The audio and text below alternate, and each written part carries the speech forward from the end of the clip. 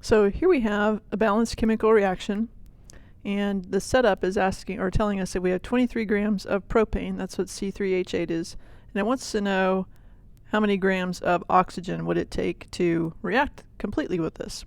So option 1 for doing a stoichiometry problem is you start with your given, you go to moles, use the mole ratio, and then revert back to grams. So this is how it would start. You start with your given, 23 grams of C3H8, and I need to convert that into moles. So 1 mole of C3H8 is equal to, now I need to know the molar mass. So if I round, that would be 3 times 12 is 36, and then I would add 8 for the hydrogen, and that would give me 44 grams.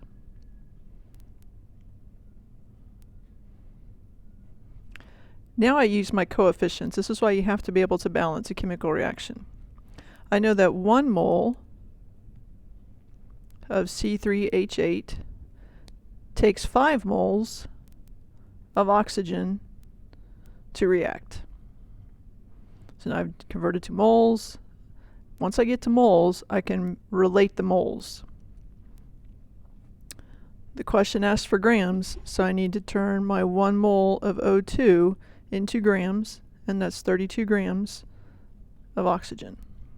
So we check our units: moles of O2, moles of O2, moles of C3H8, moles of C3H8, grams of propane, grams of protein. Propane, not protein. So you would take 23 times 5 times 32, and you don't forget to divide by the 44, and that's your answer. And that's one way of doing it. There is another option, and it is very similar, only the steps are in a different order. And so I'm going to rewrite the equation here, and I'm going to put stuff above and below the equation. So I'm going to rewrite the chemical equation.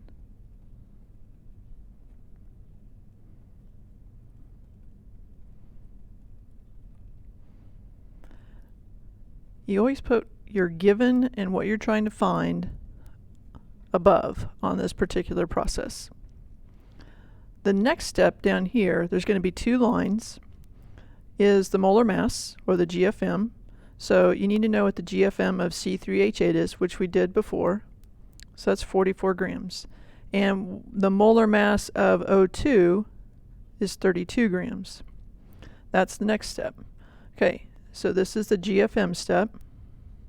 This is the coefficient step.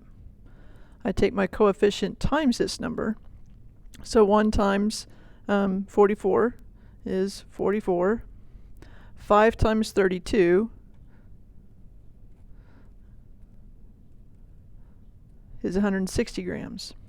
So now I've got a ratio that I can use, and I've taken into account the moles by multiplying the GFM by the mole ratio down here. So when you're done and you're ready to solve, this is what you have.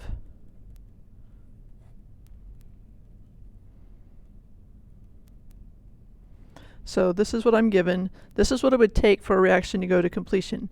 Notice I'm putting an equal sign here because this is a ratio process, not a unit cancellation process. Again, the numerator is always above the chemical reaction. And I use the very bottom number because that takes into account the molar mass and the moles.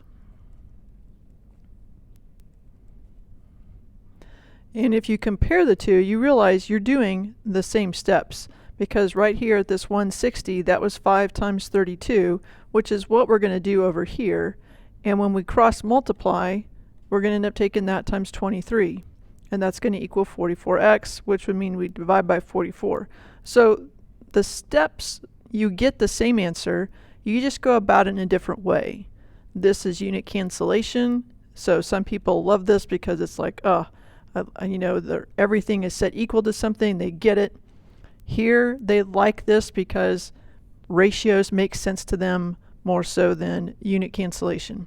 Both steps do the same thing as long as you remember to do the molar mass step and then do the coefficient step.